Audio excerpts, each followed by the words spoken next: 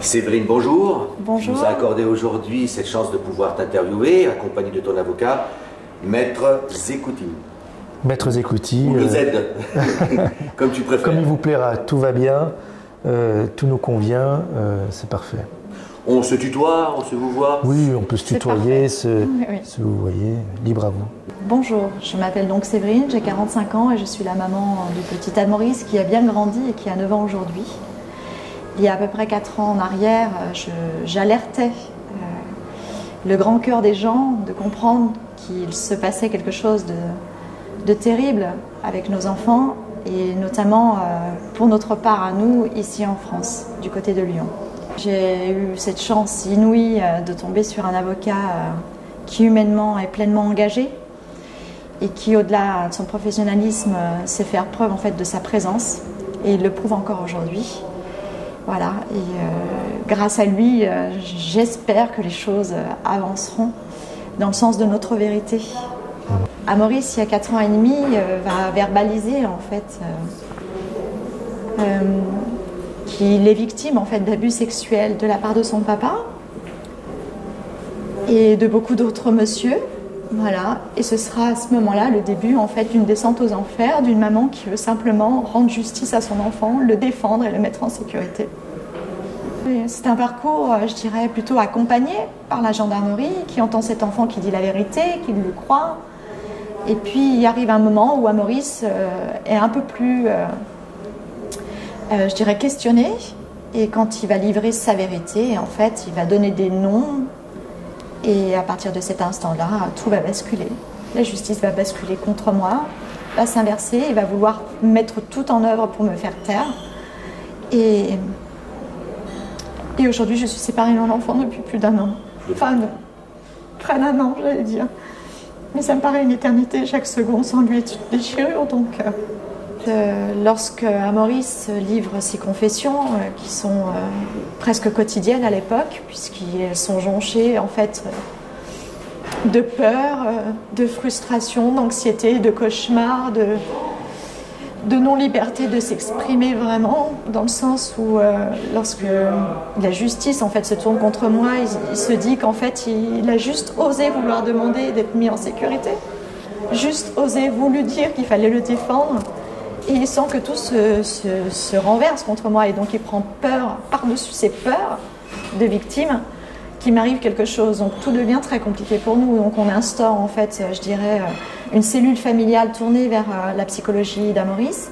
Donc je vis de nouveau chez mes parents, qui l'encadrent avec beaucoup d'amour, bien qu'Maurice a énormément de difficultés de s'approcher de mon papa, puisqu'il a peur des hommes, il a peur de tous les hommes. Donc même mon père vivra le rejet en fait d'Maurice à travers ses traumatismes. Il a une psychologue qui vient à domicile, qui passe énormément de temps avec lui pour lui apporter tout le besoin du soutien d'un psychologue à travers l'amour qu'on pouvait lui porter, pour qu'il puisse, je dirais, verbaliser autrement qu'avec nous, et puis surtout évacuer. Et pendant ce temps-là, moi je vais effectivement être très rapidement vue au regard de la justice comme la personne à abattre, la personne qui ne fonctionne pas correctement et qui pourtant fait tout ce qu'elle peut, tout ce qu'il faut, et bien plus peut-être même qu'une maman d'ordre ordinaire aurait osé faire. Donc je vais créer une association, je vais aussi alerter par la voie des médias, des réseaux. Alors bien ou pas bien, en tout cas, je dis la vérité à ce moment-là parce que je veux vraiment qu'on comprenne ce qui se passe, que ce qui nous arrive, je vérifie au travers de mon association que c'est déjà arrivé à plus d'une 30aine de femmes qui osent témoigner par téléphone avec moi, que je salue d'ailleurs aujourd'hui par cette vidéo. Et je leur transmets en fait toute mon affection parce qu'à l'époque, je les ai entendues avec un cœur de maman, mais aujourd'hui, je les entends avec un cœur de victime. Et je sais à quel point elles ont été courageuses de supporter de ne plus voir leurs enfants, que la justice en fait veut me soustraire mon enfant, mes droits parentaux, juste pour avoir voulu faire ce qu'une mère doit faire, défendre son enfant et le mettre en sécurité. Et à ce moment-là, en fait, l'envergure de la vidéo, au départ postée en une nuit par Force Pingouin à l'époque, fait près de 400 000 vues en une nuit et est vite supprimée et disparaît par Facebook, mais les gens indignés en fait récupèrent cette vidéo et la ressortent. Et elle fait tellement de bruit que j'ai effectivement le soutien de beaucoup de gens qui veulent nous aider à travers une marche blanche qu'on voulait effectuer le 24 août 2017 dernier pour Amaury, mais aussi pour tous les autres enfants, en témoignage de toutes ces mamans qui elles-mêmes m'avaient parlé de leur histoire. Leur horrible et immondiste histoire, parce que c'est de l'immondisme tout ça en fait. Aujourd'hui, je peux le dire comme ça, avec toute ma réalité et toute ma conscience. C'est facile d'être papa, demain tout le monde peut être papa, il faut être un bon papa pour être un vrai papa. Donc, qu'il avait subi, et en réunion ou en bande organisée, ou regroupée à diverses sévices, qu'elles soient sexuelles ou tortures. Je suis partie me mettre en sécurité, mais surtout mettre Amaury en sécurité. Donc, dans ce recul du vis-à-vis médiatique, social, j'ai eu contact avec personne, même pas ma propre famille, donc ni par téléphone, et encore moins par le biais du net. Mais je dirais que c'est aux personnes qui ont usé de manière gratuite mon identité de prendre leurs responsabilités aujourd'hui face à cette chose-là, parce que je ne me laisserai pas faire. Je ne fais pas face à ce qui se passe à ce moment-là parce que je suis avec Amaury à son stage de cheval. Donc d'ailleurs, oui, effectivement, hein, dans les éléments en fait de la juge auparavant qui prend cette décision de venir me séparer d'Amaury dans une, je dirais, confrontation, je dirais plutôt violente pour un enfant de 4 ans et demi, parce que apparemment c'était 2 camions gendarmes avec 14 gendarmes armés pour récupérer un enfant de 4 ans et demi déjà abusé, déjà traumatisé jour et nuit. Heureusement, je dirais heureusement qu'on n'a pas fait face à ça, mais c'est ma mère qui effectivement accueille, si on peut dire ça comme ça, qui elle reçoit en fait l'arrivée de ces 2 camionnettes de gendarmes et une ambulance pour venir me chercher. Donc nous on est au courant de rien, sans avis, sans préavis, sans prononciation, quelle qu'elle soit, ni écrite ni verbale. Nous on est au cheval d'Amaury, puisqu'il fait un stage de cheval, d'équitation. Et donc je peux pas expliquer ce qui s'est vraiment passé. Je le sais aujourd'hui de ma maman, pour l'avoir retrouvée il y a peu, depuis quelques mois. Mais c'est quelque chose que j'ignore, en fait, au moment où je m'en vais. Il a été réfuté par la juge que mon fils n'avait pas de vie sociale. Or, finalement, j'étais quand même au cheval quand eux arrivent pour ne pas me trouver. Donc, en fait, je voudrais juste insister qu'il a été monté toute une histoire, en fait, un dossier juridique basé sur des mensonges à mon encontre, à l'encontre de mon enfant, pour sauver la peau de ce fameux géniteur qui, lui, a tellement violenté mon fils qu'on a des certificats médicaux aujourd'hui et qui ont été présentés à cette même justice à l'époque, démontrant en fait un anus recousu. Qu'est-ce que ça veut dire dans la tête d'une personne qu'un enfant de 4 ans et demi a un anus recousu? Un certificat médical qui vient attester toute la violence qui a été subie par mon fils. J'ai dû partir de mon pays, me déraciner de tout ce que j'avais moi construit pendant plus de 40 ans de ma vie, et aussi ma carrière professionnelle, mes amis, ma famille. Mais voilà, ça n'a pas été un sacrifice pour moi de le faire, je l'ai fait d'une manière naturelle, parce que c'était une survie naturelle que d'apporter cette sécurité-là à mon fils, de faire ce qu'il y avait à faire simplement.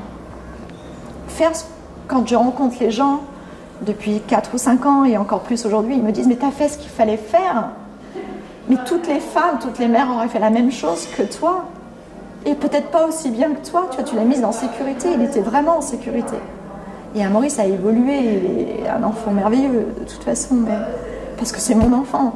Mais parce que c'est un enfant merveilleux. Il est gentil, il est aimant. Il n'a pas perdu, il n'a pas été dénaturé par tout ce qu'il a vécu. Et ça, c'est une chance incroyable. Et ça, c'est le fruit de ce que j'ai su faire. C'est le fruit de ce qu'il est, mais c'est le fruit de ce que j'ai su faire. Qu'est-ce qui serait devenu mon fils si les gendarmes ce jour-là l'avaient récupéré, l'avaient arraché à sa famille, à la seule personne à qui il s'était confié, en qui il avait confiance, de dire « Maman, aide-moi, sauve-moi ». Mais qu'est-ce que serait devenu mon fils en fait? Décide simplement d'aller dans un pays qui, pour moi, semble être le pays de la défense de l'enfant et de sa protection. Parce que j'imagine bien à un moment donné, avec toute ma conscience, que la cavale durera qu'un temps. Que certainement j'allais être retrouvée, que certainement il y aurait peut-être une issue qui serait peut-être pas celle que j'aurais rêvé d'avoir, mais qu'il y en aurait une, quoi qu'il advienne. Donc de toute façon, c'était pas une volonté de débarquer à Maurice, à l'autre bout du monde, de lui faire prendre des routes où ou prendre l'usage en fait de certains moyens de transport qui auraient pu l'apeurer ou le mettre dans l'insécurité. Non, au contraire, on a tout fait dans la clarté des choses, dans la conscience, et enfin voilà, j'ai emmené mon enfant simplement à l'étranger, sans aucune encombre, sans aucune embûche, où là on a trouvé un port d'attache avec une maison à louer dans laquelle on avait tout le confort possible et inimaginable, et on s'y est installé et on s'y est plu pendant 3 ans et demi durant. Donc il avait une vie tout à fait normale, les enfants? Alors pas tout à fait, puisque dans la certitude de vouloir nous sécuriser, il ne fallait pas que je donne une identité, un nom, donc je n'ai pas inscrit Maurice à l'école, mais hormis l'école, il avait une vie tout à fait normale, sauf qu'il nous manquait notre famille. Voilà, simplement. Sauf que je faisais l'école à la maison, et je la faisais en italien et en français, ce qui a permis à Maurice cette année, lorsque nous avons été séparés par la justice, de pouvoir intégrer en fait le cursus scolaire de manière normale. Et il l'a intégré en fait sans sauter de classe. Il a subi un test, enfin il a passé un test pour lequel il a été démontré qu'Amaurice était parfaitement à niveau, voilà, de sa scolarité, et lui qui depuis finalement ses 4 ans et demi n'avait jamais pu intégrer le cursus normal scolaire, est rentré en CE2 sans aucun problème. On peut dire qu'on a eu une jolie vie, en tout cas une vie de sécurité, une vie où Maurice a pu se reconstruire, guérir, dormir. Voilà. Si moi je ne dormais pas, lui a pu dormir. Pour lui, il a découvert un pays qui l'avait accueilli, qui l'avait aimé, et qui est un pays qui n'a pas abusé de lui sur le plan de la confiance en ce qu'il disait, en sa vérité. On n'a eu que des gens qui nous ont aimés, des gens qui nous ont accompagnés. Quand je lavais à Maurice, il se laissait plus toucher les parties intimes, donc je lui ai appris à se laver tout seul, avec un gant, etc. Et puis c'est un jour, en fait, l'avant-veille de voir ce médecin, où Maurice n'arrive pas à aller à la selle. Et je le vois se plier en deux aux toilettes. Et puis je lui demande s'il a mal, s'il veut que je reste à côté de lui, s'il veut qu'on parle, qu'on pense à autre chose, ou si c'est bon pour lui d'arrêter. Sauf qu'il expliquait qu'il avait besoin d'aller à la selle, mais qu'il n'y arrivait pas. Et du coup, il se penchait comme ça et je lui caressais le dos, lui disant « Allez Loulou, ça va aller, t'inquiète pas, et si ça fait trop mal, tu arrêtes, il ne faut pas forcer. » Je vois ce trait rouge et je lui dis qu'il doit trop forcer parce qu'il a mal et qu'il est tout rouge. Et puis en fait, il me dit que c'est pas ça. Ok.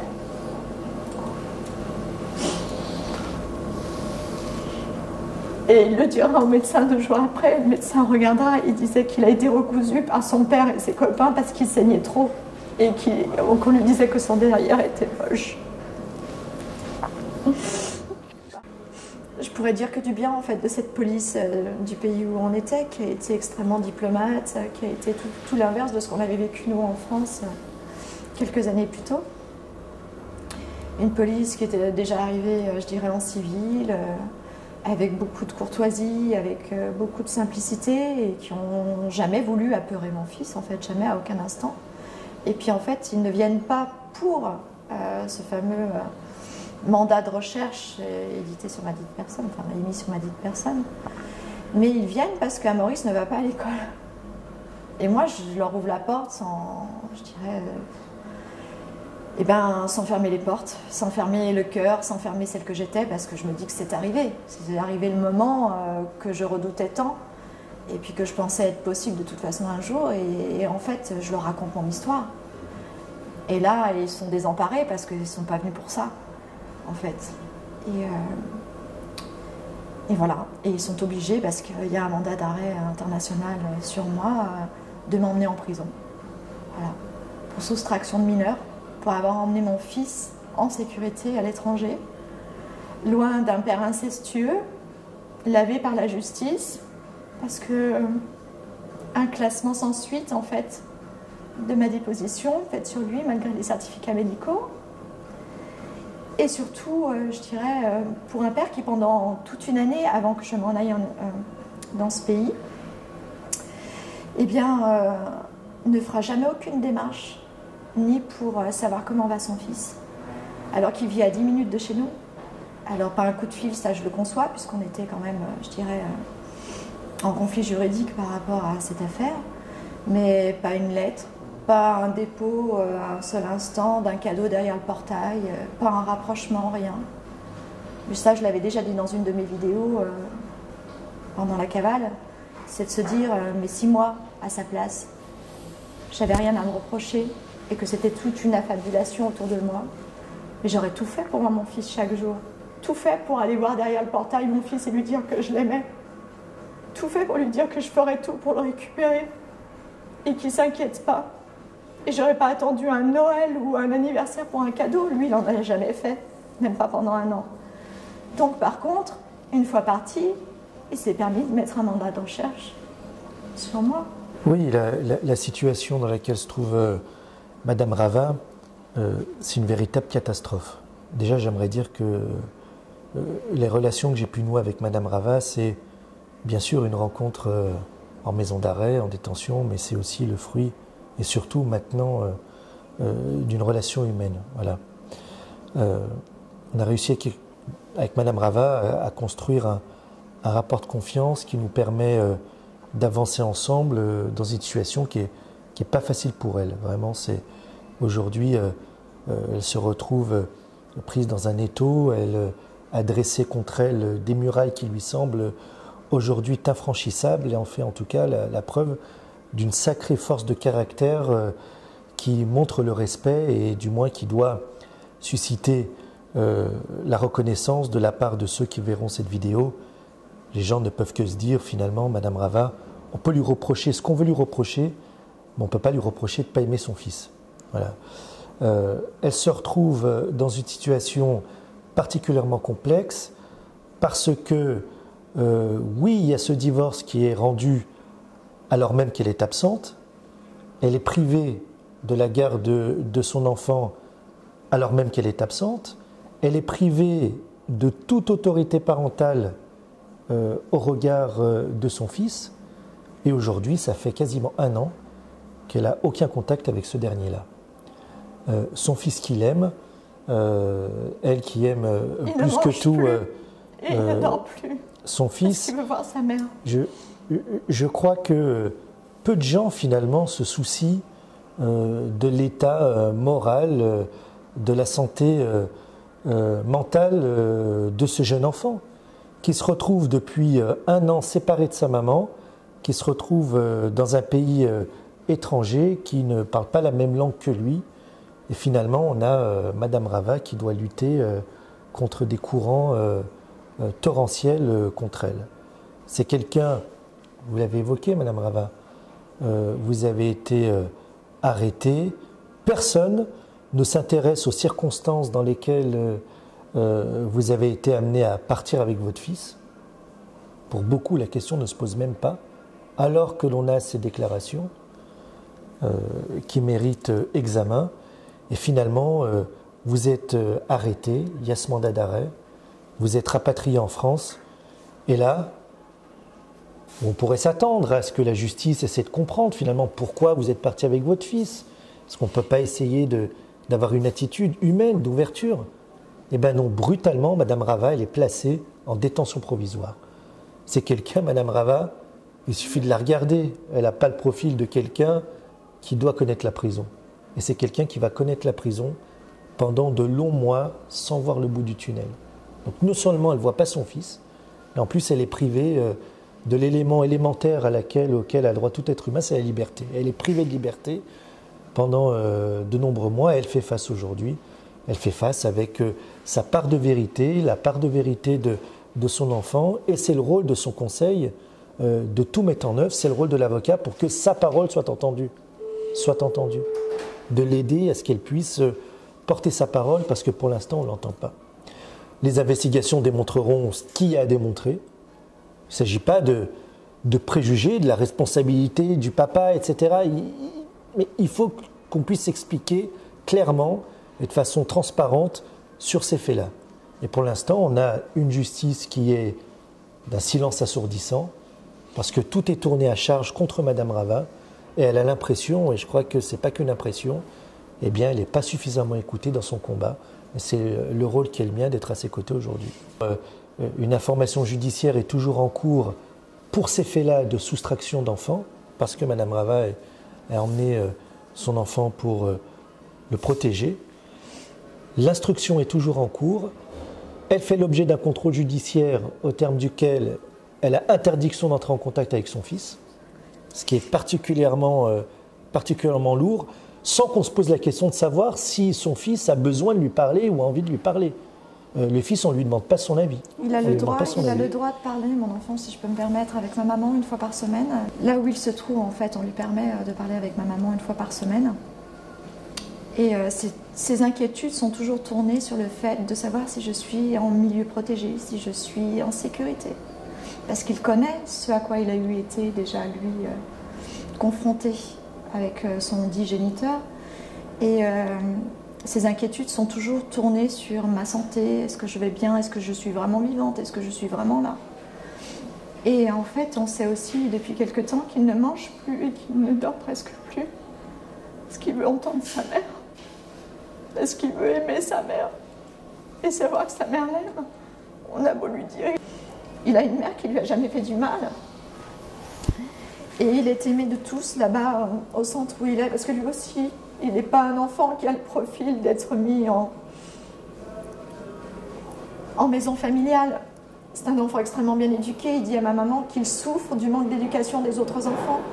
Il dit qu'il ne peut plus supporter en fait le manque d'éducation des autres enfants. Et il a été pris en fait en affection là-bas par les gens qui s'en occupent. Et ils le sortent régulièrement en fait du contexte en fait de la maison familiale pour essayer de lui permettre en fait de respirer et d'être qui il est. Et personne ne comprend cette situation, même dans ce pays-là, de ce qu'il est en train de vivre, séparé de sa maman, qui lui a simplement tout apporté. Lui dit tout le temps, mais on me fait que des compliments, mamie, tu sais, parce qu'on me dit que je sais beaucoup de choses ou parce que je fais des choses magnifiques. Mais en fait, je le dois à maman, ça c'est tout maman qui me l'a appris et je le dis tous les jours. Et en fait, on punit sa maman qui a fait tout ce qu'il fallait faire. L'éduquer, lui apporter une bonne scolarisation, lui apporter l'amour, lui apporter la sécurité, lui apporter la force de tenir aujourd'hui ce qu'il est en train de traverser. Je comprends pas l'acharnement qui est fait contre moi, contre nous. Nous, on a juste besoin de vivre parce qu'on est légitime d'être en vie. Mon fils, il est légitime comme tous les enfants d'être heureux, mais s'il est heureux avec sa maman, pourquoi on lui a encore, par-dessus tous les traumatismes qu'il a déjà subis, retirer ce seul bonheur d'être aimé par sa maman? La règle de droit est très stricte en France. À partir du moment où, même si vous avez la pleine garde du mineur, eh bien, vous ne le présentez pas, ou vous êtes dans une situation au terme de laquelle vous ne donnez pas de nouvelles au regard de cet enfant et finalement vous le soustrayez à l'autre parent, eh bien, en définitive, vous êtes sanctionné par la loi pénale. Voilà, vous êtes poursuivi. Et il est vraiment regrettable de constater que la justice, les procureurs de la République sont intransigeants et en aucune manière ne prennent en compte les circonstances. Juridiquement, l'interdiction d'entrer en contact, elle se justifie par le fait que les investigations sont officiellement toujours en cours. Voilà. L'information judiciaire n'est pas terminée, donc pour l'instant, la règle, c'est qu'il y a une interdiction d'entrer en contact entre Madame Rava et son enfant. C'est vrai que c'est quelque chose de très surprenant malgré tout. Au-delà de la simple règle de la préservation des investigations, ce qu'on peut comprendre, on peut quand même s'interroger sur la pertinence d'une telle interdiction. Pourquoi empêcher une maman et un enfant d'être en contact alors qu'aucun mauvais traitement n'est reproché, loin de là, aucun mauvais traitement n'est reproché à la maman. Ça aussi, c'est source d'interrogation, ce qui m'amène à constater que vivement que cette procédure se termine, vivement que l'on attaque la phase de l'audience pour que enfin on puisse envisager cette suppression définitive de cette interdiction d'entrer en contact, parce qu'à un moment il faudra que cela cesse, puis surtout que Madame Rava enfin puisse se faire entendre et faire valoir ses arguments parce qu'elle en a. Quelle est la situation du père? Alors, le papa, lui, il est investi des droits qui lui sont reconnus dans le cadre de ces procédures. Il est parti à la procédure pénale, mais j'en dirai pas plus. L'instruction doit être préservée et même les avocats sont tenus par cette règle. Le fait que Madame Rava soit partie évidemment à l'étranger, eh bien, il y a eu un certain nombre de conséquences, je ne vais pas les développer ici, mais sur sa situation personnelle, familiale, et également sur la situation du papa. qui bénéficie, lui, maintenant de l'autorité parentale, à l'exclusion de Madame Rava, qui est privée aujourd'hui de tout droit sur son enfant. C'est qu'il faut rappeler que j'ai un papa qui est mort de cette injustice, sans pouvoir me saluer, et saluer son petit-fils qu'il a voulu mettre en sécurité à tout prix parce qu'il savait toute la vérité d'Amaurice. Et ce que l'on a dû subir, nous, en tant que victimes, et par le géniteur et son groupe, mais aussi par la justice, il en a été détruit. On n'a jamais rien demandé, nous, dans notre vie, à part être bon, juste, droit, loyal, légaux. On a toujours été de bonnes personnes. J'ai juste fait la mauvaise rencontre, mais aujourd'hui, je dois encore la payer et je ne comprends pas. Voilà. Je ne me cache pas, je suis avec vous, je suis en face de vous tous, parce que j'avais aussi ce reflet à travers le respect que je vous dois à tous de m'avoir aidé, supporté à l'époque. Et puis il y a des gens sincères derrière cet écran aussi qui voulaient aussi savoir si sincèrement j'allais bien. Et il y a Maurice aussi surtout, je le sais. Et pour des raisons justement de sécurité, je garde encore beaucoup de secrets concernant Maurice. Je dis juste qu'aujourd'hui il est aux abois de vouloir voir sa maman et de vivre une vie normale enfin, qu'on mérite tous les deux. Donc je voulais vous remercier de nous avoir aussi soutenus. Mais non, je ne me cache pas et je suis en pseudo-liberté puisque je n'ai pas le droit de sortir du territoire. Je n'ai jamais rien fait de mal dans ma vie, donc je ne juge pas et j'ai même aucune pensée ou arrière-pensée sur ce qui me demande d'être fait aujourd'hui. Je fais ce qui doit être juste, je paye ce que je dois payer. Mais je trouve qu'on y paye bien lourd pour juste avoir voulu sauver la vie de mon fils. Oui. Les prochaines étapes, à court terme, à moyen terme, il faut que cette instruction soit purgée, soit vidée, pour qu'enfin on puisse entamer l'étape de l'audience et se défendre utilement. Voilà. Madame Rava, c'est quelqu'un, vous l'avez dit, hein, qui est en liberté, elle ne se cache pas, hein, elle est transparente. C'est quelqu'un qui a une liberté réduite à sa plus petite expression. Hein. Elle doit pointer régulièrement, elle a interdiction de parler à ce qui est le plus cher au monde à ses yeux. Donc peut-être qu'elle a l'impression légitime hein, d'être libre, de pouvoir faire ce qu'elle veut, mais s'il est privé de son fils, finalement, quelle est la liberté qui lui reste? Donc elle a hâte d'être à cette audience, de se défendre de façon déterminée, claire, en assumant sa part de responsabilité, mais en faisant valoir aussi sa part de vérité, ce qui est important. Une fois qu'on aura réglé cette histoire-là, il y aura plein d'autres initiatives à lancer pour que, en définitive, hein, ici il ne s'agit pas de régler des conflits entre les uns ou les autres, mais il s'agit simplement de faire en sorte que Madame Rava, qui à un moment ou un autre a agi dans l'unique but de préserver la santé morale et physique de son fils, et puisse être investie de ses droits, de ses pleins droits de maman. Et il faut que la justice le reconnaisse, qu'elle puisse renouer certes des contacts avec son fils, se rapprocher de son fils, que les deux se retrouvent, le fils, la maman, mais surtout que Madame Rava soit réinvestie pleinement de ses droits de maman, parce que cette importance est fondamentale pour elle et pour lui. Mais moi, l'importance fondamentale, je suis prête encore. Ça, c'est un sacrifice d'1 an, mais finalement, on se sacrifie depuis 4 ans d'une vie normale avec Maurice. Je suis prête, moi, à sacrifier ma vie de maman auprès de mon fils, si je sais que la justice enfin entend le danger qu'il est pour lui de vivre avec son père, ou simplement de le revoir. Rien qu'une simple confrontation physique face à lui serait une destruction la plus totale pour lui. Finalement, la seule personne qu'on condamne aujourd'hui, c'est moi, parce que le père n'a jamais été condamné au regard de ce qu'il a fait.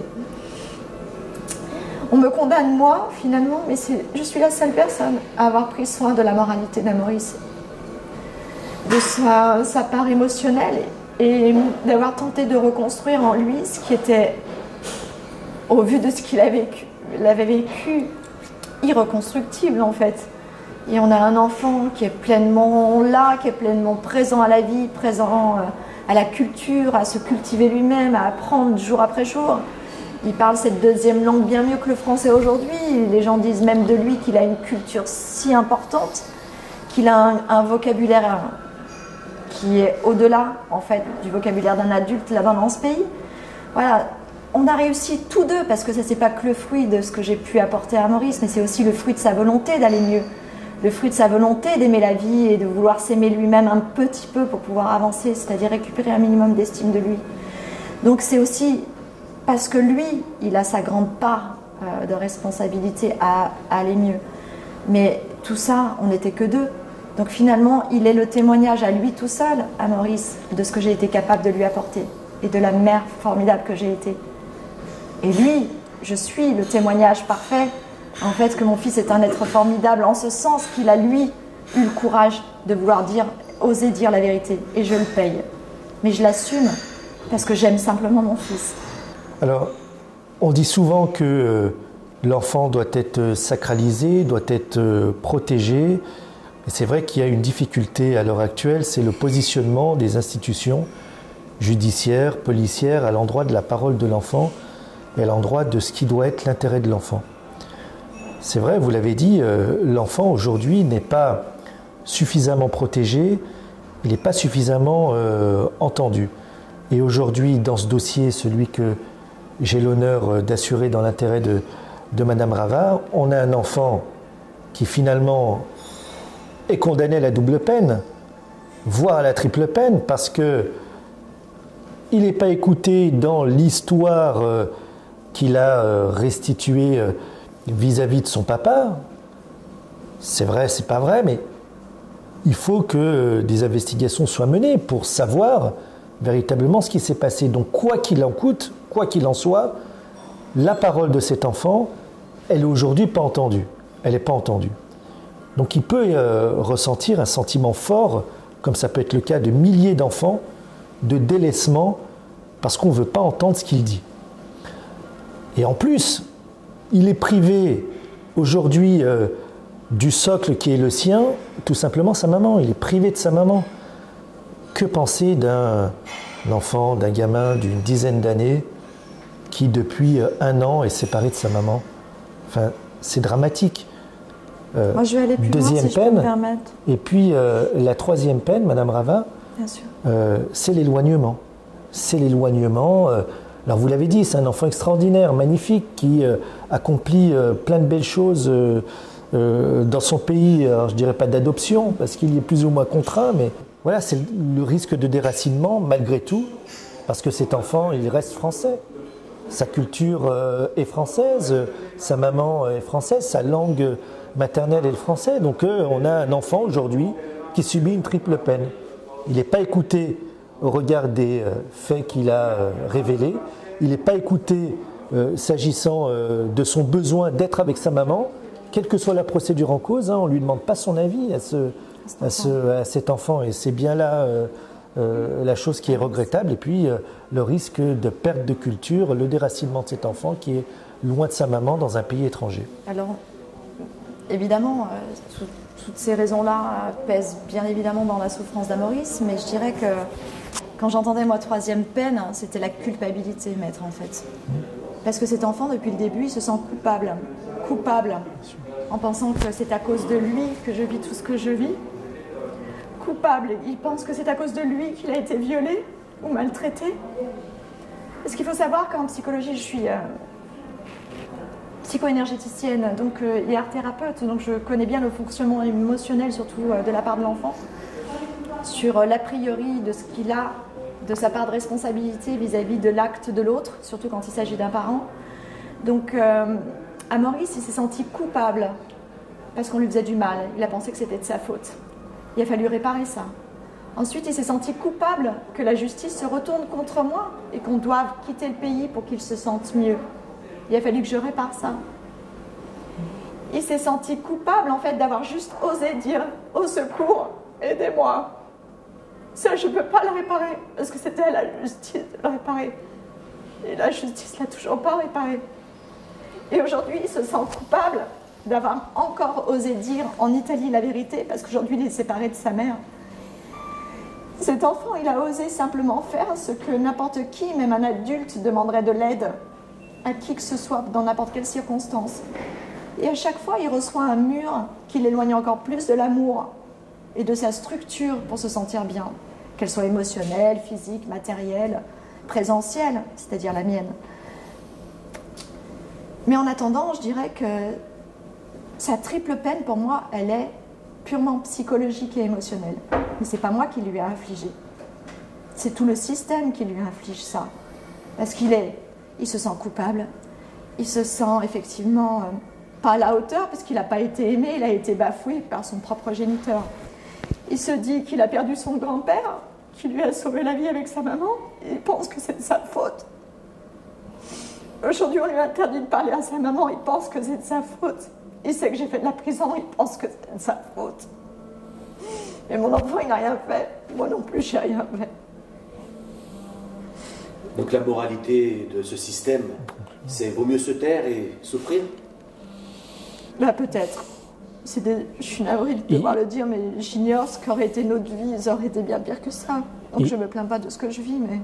Il est regrettable de constater que, oui, à l'image de la situation de Madame Rava aujourd'hui, parfois il vaut mieux peut-être taire des souffrances plutôt que les révéler.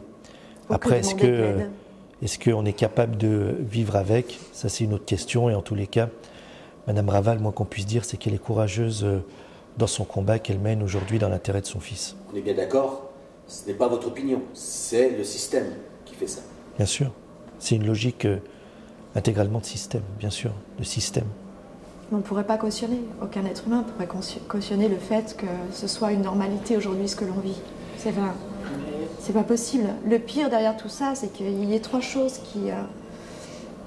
qui détruisent, je dirais, la sensibilité d'un enfant. Et quand j'entends sensibilité, il y a l'intelligence, mais qu'elle soit émotionnelle ou qu'elle soit morale, intellectuelle purement, mais il y a aussi tout un ensemble, c'est-à-dire sa vision du futur, sa vision de lui en tant qu'adulte demain, ce qu'il va être capable de porter ou d'apporter à ses propres enfants, ou lui-même demain, comment va vivre, j'ose même pas y penser.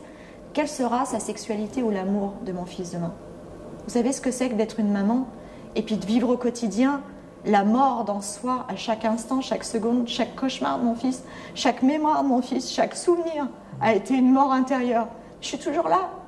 Je suis toujours là. Il y a eu même d'ailleurs un expert psychiatre qui disait que j'étais prête au passage au suicide il y a 4 ans en arrière. Mais vous voyez, malgré le fait d'avoir dû subir qu'une justice se retournait contre moi, d'avoir dû subir chaque jour, chaque mémoire, chaque souvenir de mon enfant, les plus horribles qui soient, et d'être encore debout pour lui avoir apporté tout ce que j'ai su lui apporter.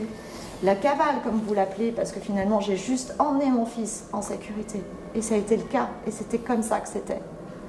Et puis la perte de mon père, sans pouvoir l'accompagner, il n'avait rien demandé, mon père. Pourquoi lui, du jour au lendemain, il avait eu le droit de mourir sans sa propre fille et son seul petit-fils unique?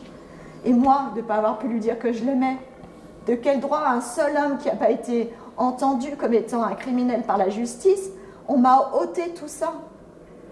Est-ce que les gens aujourd'hui sont malheureux parce qu'on a ce Covid qui empêche les gens d'accompagner leurs proches dans la mort? Mais moi, ce n'est pas le Covid, c'est la justice qui m'a empêché d'accompagner mon père dans la mort. Donc tout ça pour dire qu'en fait, derrière cette intelligence que chaque être humain possède quand il naît, ben, il a son potentiel émotionnel. Ben, mon fils, lui, on l'a traumatisé, violé, on l'a bafoué, on l'a désabusé par la justice. Et en fait, aujourd'hui, il vit le syndrome de l'abandon de sa mère. Et il est encore debout, mais jusqu'à quand? Qu'est-ce qu'on veut de lui? Qu'est-ce qu'on veut de moi? Qu'est-ce qu'on veut des autres enfants? Et je ne suis pas la seule mère aujourd'hui à vivre cette situation. Qu'est-ce qu'il faut faire de plus? Qu'est-ce qu'il faut avoir de plus? Alors j'ai l'espoir d'avoir rencontré des bonnes personnes, des personnes justes dans cette justice. J'ai l'espoir que les choses s'arrangent pour lui. Vous savez, moi j'ai 45 ans aujourd'hui, avec ce que je vis depuis 5 ans et ce que j'ai appris de ce qu'avait été la vie de mon fils, je ne peux que souhaiter qu'une chose, c'est qu'il soit heureux. Moi je suis dans une douleur effroyable de ne pas pouvoir être ce que je suis vraiment, c'est-à-dire on m'a ôté, on m'a arraché mon rôle de maman. Je suis née pour être maman, je suis une femme. Mais avant tout, on pense au sacrifice que c'est pour nos enfants de ne pas recevoir l'amour de leur maman. C'est ça le plus terrible. Donc je vais vous communiquer, si c'est possible, une adresse mail où je me fais moi-même porte-parole de lire chacun des mails que je recevrai. Je réappelle en fait toutes ces mamans qui ont perdu espoir face à la justice, toutes ces mamans qui sont dans la même situation que moi, ou par le passage de l'inceste, ou par le passage effectivement de l'abus de placement, on appelle ça abus de placement, finalement au regard de ce que l'on vit de l'intérieur, on peut appeler ça de l'abus, parce que là il y a un abus, un an ça devient un abus, de séparer un enfant qui finalement avait pour mère